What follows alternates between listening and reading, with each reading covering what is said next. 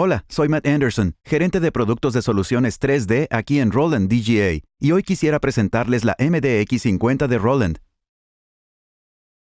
La MDX50 trae consigo más de 30 años de desarrollo de control de movimiento rotatorio y es capaz de producir modelos y prototipos 3D de precisión para materiales como madera, una gran variedad de plásticos y resinas, tablero de modelado, cera de fresado e incluso tableros de circuito. Todos estos materiales con superior acabado y calidad de superficie directamente desde su escritorio. La MDX50 tiene una capacidad de mesa de 38,1 por 30 centímetros y acepta materiales de casi 10 centímetros de grosor. El eje rotatorio opcional puede sujetar una pieza de trabajo de casi 38,1 centímetros de largo con un radio de más de 5 centímetros.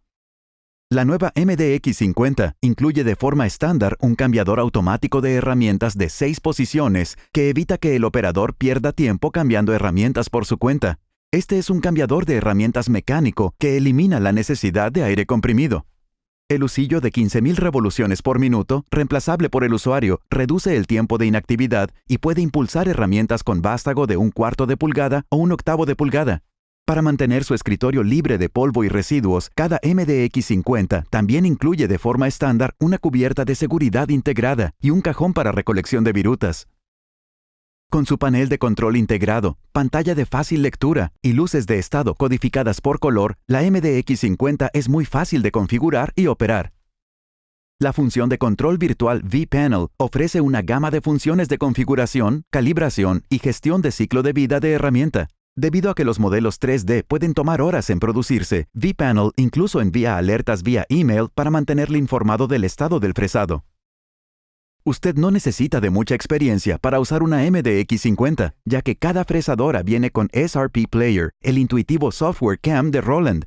Los usuarios más avanzados estarán encantados de saber que la MDX50 es totalmente compatible con el código G. Como pueden ver, la nueva MDX50 es perfecta para educadores que presenten a sus estudiantes el mecanizado CNC, ingenieros en busca de prototipos precisos o incluso empresarios produciendo bajos volúmenes de partes de precisión. Para más información sobre la MDX50 o para encontrar un distribuidor autorizado Roland cerca de usted, visite rolanddga.com.